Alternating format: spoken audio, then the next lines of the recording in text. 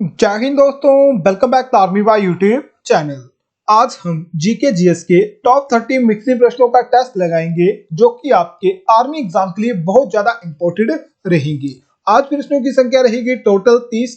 आपके लिए जो टारगेट रहेगा 25 क्वेश्चन का आपके लिए टारगेट रहेगा। ये सभी क्वेश्चन आपको हिंदी और इंग्लिश में देखने को मिल जाएंगे और रोज सुबह 11 बजे हमारी लाइव क्लास होती है, तो रोज सुबह हमारे साथ जुड़ जाए। और अब तक आपने वीडियो को लाइक नहीं करा, जल्दी से वीडियो को लाइक कर दे, वीडियो को शेयर कर दे। चलिए स्टार्ट करते हैं सबसे पहले क्वेश्चन से। क्वेश्चन नंबर 1 मोस्ट इंपोर्टेंट है। क्वेश्चन है, लोह का अयस्क होता है, जो लोहा होता है इसका अयस्क क्या होता है? Where is the iron? और ऑप्शन आपके है सिनेबार, हेमेटाइट, क्यूपराइट या फिर बॉक्साइट। तो सही आंसर रहेगा ऑप्शन नंबर बी, बिल्कुल करेक्ट आंसर आपका रहेगा। हेमेटाइट जो होता है लोहे का अयस्क होता है। आपको क्यूबराइट बता दिया, किसका होता है? कॉपर का होता है। और बॉक्साइट जो होता है आपका एल्यूमिनियम का अयस्क होता है। नेक्स्ट क्वेश्चन आपके सामने है, देश का सबसे बड़ा बंदरगाह कौन सा है? यहाँ पर आपका देश यानी आपकी भारत देश की बात हो रही है। सबसे बड़ा लार्जेस्ट पोर्ट आपका पूछा हुआ है इंडियन कंट्री का। ऑप्शन आपके है कांडला बंदरगाह, मुंबई बंदरगाह, चेन्नई बंदरगाह या फिर गोवा बंदरगाह। तो देश का सबसे बड़ा बंदरगाह कौन सा है? बिल्कुल सही, ऑप्शन नंबर बी बिल्कुल करेक्ट आंसर आपका रहेगा। मुंबई जो है ये देश का सबसे बड़ा बंदरगाह है। क्वेश्चन नंबर 3 आपके सामने है, संविधान सभा का गठन हुआ था। जो संविधान सभा है इसका गठन कब हुआ था? ऑप्शन आपके 1947, 1945, 1946 और 1950। यहां से क्वेश्चन थोड़ा सा ध्यान से सुने। 1946 को संविधान सभा का गठन हुआ था। अब थोड़ा सा बात को ध्यान से सुनना। संविधान सभा का गठन कैबिनेट मिशन, ठीक है, कैबिनेट मिशन 16 मई 1946 की सिफारिश पर हुआ था। यानी कैबिनेट मिशन के सिफारिश पर जो है संविधान सभा का गठन हुआ था। अगर आपसे क्वेश्चन पूछे संविधान सभा का गठन किसकी सिफारिश पर हुआ था, माउंटबेटन योजना, कैबिनेट मिशन या और आपको दिया होगा, तो आपका सही आंसर क्या रहेगा? कैबिनेट मिशन के आधार पर जो है संविधान सभा का गठन हुआ था। नेक्स्ट क्वेश्चन आपके सामने है, भारत का प्रथम नागरिक होता है, is the first citizen of India. Bharat का प्रधानमंत्री, भारत का राष्ट्रपति, भारत का मुख्य न्यायाधीश, इनमें से कोई नहीं। भारत का प्रथम नागरिक कौन होता है? बिल्कुल सही, ऑप्शन नंबर बी बिल्कुल करेक्ट आंसर आपका रहेगा। भारत का राष्ट्रपति जो होता है ये पहला क्या होता है? भारत का पहला अधिकारी या फिर नागरिक होता है। क्वेश्चन नंबर 5 है, ध्वनि को किसमें मापा जाता है? जो आपकी साउंड होती है इसे किसमें मेजर किया जाता है या फिर इसकी यूनिट क्या होती है? ऐसा यूनिट आपको बतानी है ध्वनि यानी साउंड की। जूल, हर्ट्ज, डेसिबल या इनमें से कोई नहीं। सिंपल सा क्वेश्चन है, ऑप्शन नंबर सी बिल्कुल करेक्ट आंसर आपका रहेगा और मोस्ट इंपोर्टेंट क्वेश्चन है, एग्जाम में ये पूछा जा चुका है।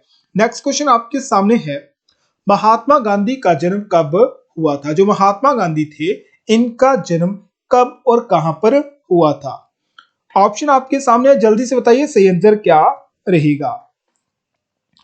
ऑप्शन नंबर ए बिल्कुल करेक्ट आंसर आपका रहेगा। महात्मा गांधी का जन्म गुजरात पोरक बंदर, ठीक है, पोरक बंदर 2 अक्टूबर 1969 में हुआ था। 1869 में 2 अक्टूबर आपको याद पता है गुजरात में, ये पता आपको बस याद रखना है। पोरक बंदर 2 अक्टूबर 1969 को जन्म हुआ था महात्मा गांधी जी का। नेक्स्ट क्वेश्चन है, गुप्त वंश का संस्थापक कौन था? गुप्त वंश की स्थापना किसने करी थी? समुद्रगुप्त, श्रीगुप्त, चंद्रगुप्त या इनमें से कोई नहीं। Who was the founder of गुप्त डायनेस्टी? ऑप्शन नंबर बी बिल्कुल करेक्ट आंसर आपका रहेगा। श्रीगुप्त ने जो है गुप्त वंश की स्थापना करी थी। क्वेश्चन नंबर 8 है, बांग्लादेश की मुद्रा का नाम क्या है? What is the name of currency of Bangladesh? पटाका, टका, रुपया या फिर रुपीस? तो पटाका आपको मैंने कल बता दिया था, पटाका किसका है? मकाऊ, ठीक है। मकाऊ देश की करेंसी क्या है? पटाका या फिर मकाऊ पटाका है। बांग्लादेश का आपको पता है बांग्लादेश की टका है। और काठमांडू का, ठीक है, काठमांडू नेपाल में पड़ता है, ठीक है, आपको याद रखना है काठमांडू जो आपका सार्क है, सार्क की स्थापना जो है आपकी कहां पर हुई थी? बांग्लादेश में हुई थी, ढाका में, ठीक है, ढाका में इसकी हुई थी और इसका मुख्यालय काठमांडू नेपाल में स्थित है। नेक्स्ट क्वेश्चन आपके सामने है, सिनेबार किसका अयस्क होता है? जो सिनेबार होता है ये किसका अयस्क होता है? चांदी, तांबा, लोहा या फिर पारा। सिंपल था क्वेश्चन। ऑप्शन नंबर सी बिल्कुल करेक्ट था। ऑप्शन नंबर डी बिल्कुल करेक्ट आंसर आपका रहेगा। पारे का अयस्क यानी मरकरी का अयस्क होता है सिनेबार। क्वेश्चन नंबर 10 आपके सामने है।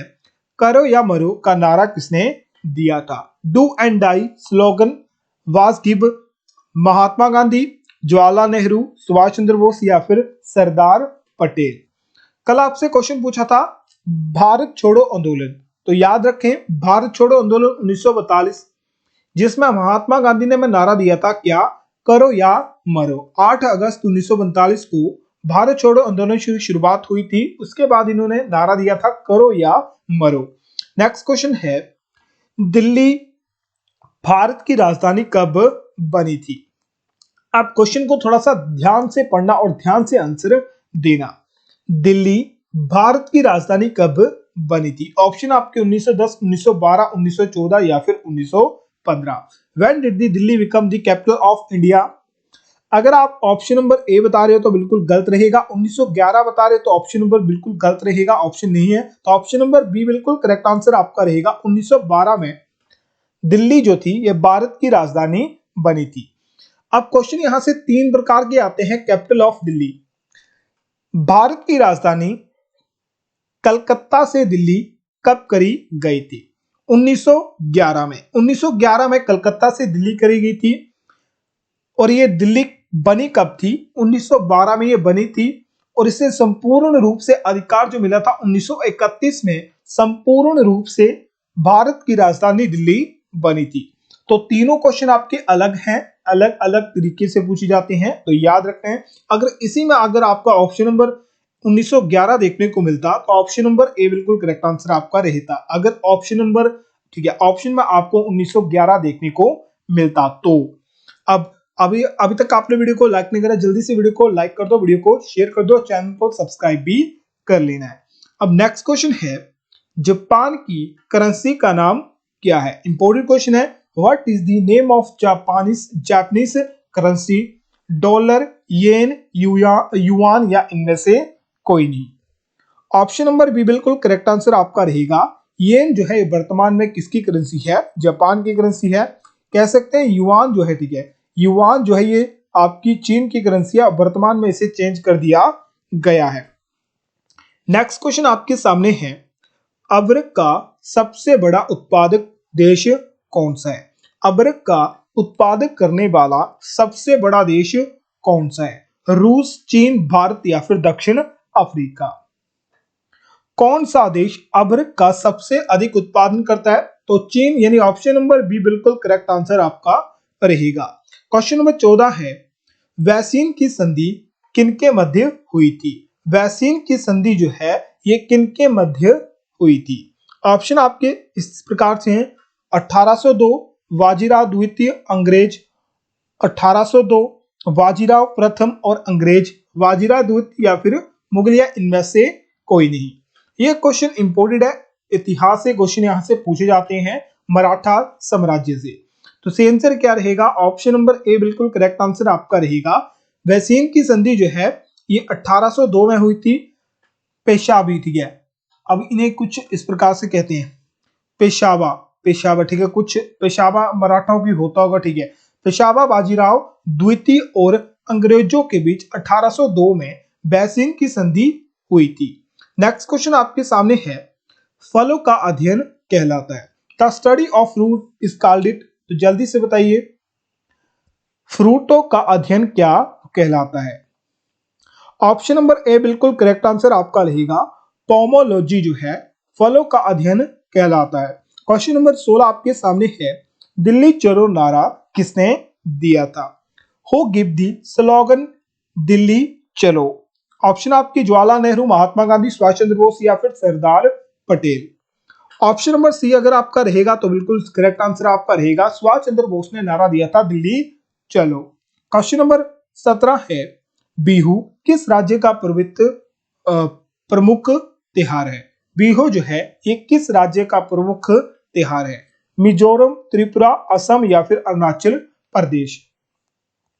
बिल्कुल से ऑप्शन नंबर सी बिल्कुल करेक्ट आंसर आपका रहेगा, असम राज्य का त्योहार है बिहू। नेक्स्ट क्वेश्चन है, भाखड़ा नांगल बांध किस नदी पर स्थित है? अब याद रखें, भाखड़ा अलग डैम है और नांगल जो है अलग प्रकार का बांध है। दोनों ही आपके एक नदी पर पड़ते हैं, तो इसे क्या कहा जाता है? भाखड़ा नांगल बांध कहा जाता है। तो Bhakra Nangal dam is located in which river? Ravi, Ravi, Chenab, Sutlej या फिर ब्यास? बिल्कुल सही, ऑप्शन नंबर सी बिल्कुल करेक्ट आंसर आपका रहेगा। सतलुज नदी पर बना हुआ है आपका भाखड़ा नांगल ब्यास। नेक्स्ट क्वेश्चन है, अर्जुन पुरस्कार की शुरुआत कब हुई थी? बताने की जरूरत नहीं पड़ेगी। 1961 में अर्जुन पुरस्कार की शुरुआत हुई थी और पहला अर्जुन पुरस्कार जो है किस व्यक्ति को दिया गया था, ये कमेंट बॉक्स में आपको बताना है। क्वेश्चन नंबर 19 आपके सामने है, क्वेश्चन का ध्यान से आंसर देना। ध्यानचंद स्टेडियम किस शहर में स्थित है? In which city is the Dhyan Chand stadium located? New Delhi, Lucknow, Patna या फिर चंडीगढ़? अगर आपका ऑप्शन नंबर ए है तो बता दूं बिल्कुल गलत आप बता रहे हैं। इसका सही आंसर रहेगा ऑप्शन नंबर बी, लखनऊ में स्थित है ध्यानचंद स्टेडियम। अब याद रखें, दिल्ली में कौन सा स्टेडियम आपका पड़ता है? मेजर ध्यानचंद स्टेडियम या फिर मेजर ध्यानचंद नेशनल स्टेडियम जो है आपका कहां पर स्थित है? नई दिल्ली में स्थित है। अगर सीधा पूछे ध्यानचंद स्टेडियम आपका कहां स्थित है? लखनऊ में स्थित है, वहां पर आपको ऑप्शन नई दिल्ली देखने को नहीं मिलेगा। नेक्स्ट क्वेश्चन है, टीपू सुल्तान कहां का शासक था? ये क्वेश्चन फेवरेट क्वेश्चन है, हर साल ये फिर 1 या 2 साल में रिपीटेड रहता है। टीपू सुल्तान कहां का शासक था? महाराष्ट्र, मैसूर, दिल्ली या फिर जम्मू कश्मीर? तो ऑप्शन नंबर बी बिल्कुल करेक्ट आंसर आपका रहेगा। मैसूर का शासक है टीपू सुल्तान और मैसूर वर्तमान में कर्नाटक राज्य में स्थित है। क्वेश्चन नंबर 22 है, नाटो का मुख्यालय कहां पर स्थित है? Where is the headquarter of NATO? आपको यहां से क्वेश्चन बताना है कि नाटो की फुल फॉर्म क्या है। पूरा नाम आपको कमेंट बॉक्स में बताना है। नाटो को पूरे रूप से क्या कहा जाता है? इसका मुख्यालय कहां पर स्थित है? जिनेवा, न्यूयॉर्क, ब्रुसेल्स या फिर वॉशिंगटन डीसी? तो ऑप्शन नंबर सी बिल्कुल करेक्ट आंसर आपका रहेगा, ब्रुसेल्स में इसका मुख्यालय है नाटो का। नेक्स्ट क्वेश्चन है, बटरफ्लाई शब्द का संबंध किस खेल से है? The word butterfly is related to which game? Cricket, शतरंज, तैराकी या फिर इनमें से कोई नहीं? बटरफ्लाई शब्द जो है ये किस खेल से संबंधित है? ऑप्शन नंबर सी बिल्कुल करेक्ट आंसर आपका रहेगा, तैराकी से संबंधित है बटरफ्लाई शब्द। अगर अब तक आपने वीडियो को लाइक नहीं करा, जल्दी से वीडियो को लाइक कर दो, वीडियो को शेयर कर दो, चैनल को सब्सक्राइब भी कर लें। नेक्स्ट क्वेश्चन है, एक अश्व शक्ति बराबर होती है? तो एक हाउस पावर यानी एचपी जो होता है, ठीक है, एक एचपी यानी हाउस पावर जो होता है किसके बराबर होता है? 746 वाट के बराबर होता है।